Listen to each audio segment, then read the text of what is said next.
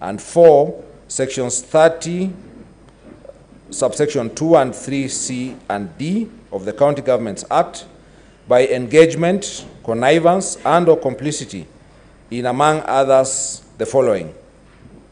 A, exclusion of the Deputy Governor from County Executive Committee meetings and other official functions. B, bullying, undermining, and posting insulting and demeaning messages about the Deputy Governor in a WhatsApp group styled Third Government 012, whose membership includes several officers who are subordinate to the Deputy Governor. C, encouraging and condoning insubordination and the making of insulting and demeaning public utterances by subordinate staff against the Deputy Governor and other elected leaders. D, bullying, undermining, and posting insulting and demeaning messages about the Deputy Governor in a WhatsApp group styled County Admin Services, whose membership includes several officers who are subordinate to the Deputy Governor. E, encouraging and condoning the removal of the Deputy Governor by junior officers from official county WhatsApp communication forums. F, arbitrary suspension, dismissal, withdrawal, and frustration of the staff of the Deputy Governor. G, illegally, irregularly, and fraudulently hounding the Deputy Governor's staff out of office by purporting to accept their non-existent resignations. H, arbitrary reduction, suspension, and withdrawal of budgetary facilitation for legitimate operations of the office of the Deputy Governor. I, threatening to inflict bodily harm against the Deputy Governor orally and in WhatsApp chats. J, forceful breaking, entry, and ransacking of the Deputy Governor's office. K, changing the locks of the Deputy Governor's office. L, arbitrary relocation of the Deputy Governor's office.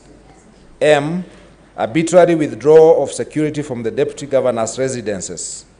N, persistently making demeaning public utterances against other elected leaders despite the same issue featuring prominently in previous impeachment proceedings. Or making insightful, insulting, and demeaning remarks against other leaders by falsely accusing them of cartelism at a presidential Thanksgiving service held in Lare, despite this issue arising in previous impeachment proceedings. And P, encouraging, conniving, and condoning her husband's insulting and demeaning public utterances and musical performances against other elected leaders, despite this issue featuring in previous impeachment proceedings. Charge number 4, illegal appointments and usurpation of statutory powers. The particulars of this charge are as follows. The governor has grossly violated, among others, 1, Articles 10, 41, 201, 232, 235, and 236 of the Constitution. 2, Section 17 of the Public Officer Ethics Act. 3, Sections 45, 55, 59, 59A, 60, 62, 63, 64, and 65 of the County Governments Act. 4, Section 4 of the Public Appointments, County Assemblies Approval Act 2017. 5, Section 34, subsection 3 of the Public Service Commission Act 2017. 6, Section 9, subsection 2 of the Meru County Revenue Board Act 2014. 7, Section 4, subsection 2 of the Meru County Alcoholic Drinks Control Act 2014. 8, Section 11, subsection 2 of the Meru County Microfinance Corporation Act 2014. And 9, Section 18, subsection 2 of the Meru County Water and Sanitation Services Act 2014, by engagement, connivance, and or complicity in, among others, the following. A, appointing Kenneth Mwiti Riungu as a chief officer without county assembly approval. B, sending Dr. Ntoiti, CEO of County Revenue Board, Paul Mwaki, who is the CEO of Liquor Board, Kenneth Kimathi Mbae, the Managing Director of Meru Microfinance Corporation, and Joseph Kithure Mberia, the CEO of MEWASS, on indefinite compulsory leave with full salary and benefits in the usurpation of the powers of the appointing authorities under the relevant Meru County laws. C, deploying other persons in breach of a court order to perform the functions of the persons alluded to in subparagraph C above. D, appointing unqualified persons, namely Edwin Mutuma Morangiri, Kenneth Mwiti Riungu, and Gitobu Nkanata, as acting chief officers without the requisite competitive recruitment and recommendation of the County Public Service Board. E, disregarding the criteria for the establishment of offices within the County Public Service by recruiting traffic marshals without the involvement of the County Public Service Board. F, usurping the powers of the County Public Service Board by creating offices of the traffic marshals, which is the sole preserve of the County Public Service Board. G, employing a bloated workforce, more than 100 personal staff in the office of the governor.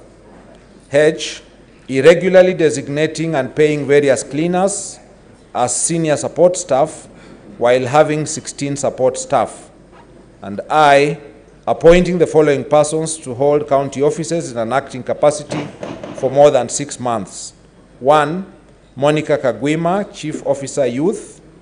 2, Koome Muthuri, Director Health Services. 3, Francis Mungai, CEO County Revenue Board. And 4, Silas Mbabu Muguna, CEO Liquor Board. Charge number 5, contempt of court. The particulars of this charge are as follows. The governor has grossly violated, among others, Articles 10 and 73 of the Constitution, 2, Section 7 of the Leadership and Integrity Act, and 3, Section 10 of the Public Officer Ethics Act, by connivance and/or complicity in a contumacious, stubborn refusal to obey lawful court orders. 6, charge 6, this is charge number 6, illegally naming a public road after her husband. The particulars of this charge are as follows. The governor has grossly violated, among others, 1, Articles 10 and 73 of the Constitution, 2, Section 7 and 11, subsection 1C of the Meru Honors and Awards Act 2018 by naming a public road after her husband without following the applicable statutory procedures. Charge number 7, contempt of the Assembly. The particulars of this charge are as follows. The governor has grossly violated, among others, 1, Articles 10, 174, paragraph I, 185, clause 3, and 195 of the Constitution, Section 39 of the County Governments Act 2012, and 3, Sections 18, 22, and 27 of the County Assemblies Powers and Privileges Act 2017 by engagement, connivance, and/or complicity in the following. A, refusal to honor lawful summons to appear before the Assembly's Sectoral Committee on Justice, Legal Affairs, and Cohesion to answer questions on the matters raised in the preceding parts of this impeachment motion. And B, directing her Chief of Staff and accomplice and lackey in malfeasance to write a contemptuous letter to the Assembly in response to lawful summons to appear before the Assembly's Sectoral Committee on Justice, Legal Affairs, and Cohesion. And C, in the refusal by her CECM, Finance, and County Secretary to furnish documents to the Assembly on the frivolous grounds that 1, an inchoate audit process was underway, and 2, the matters raised by the Assembly were sub judice, the latter frivolous ground being also disingenuous and contrived when viewed against the fact that the governor has already been convicted of contempt of court. The Honorable Kawira Mwangaza, how do you plead to the 7 charges? Guilty or not guilty? Not guilty.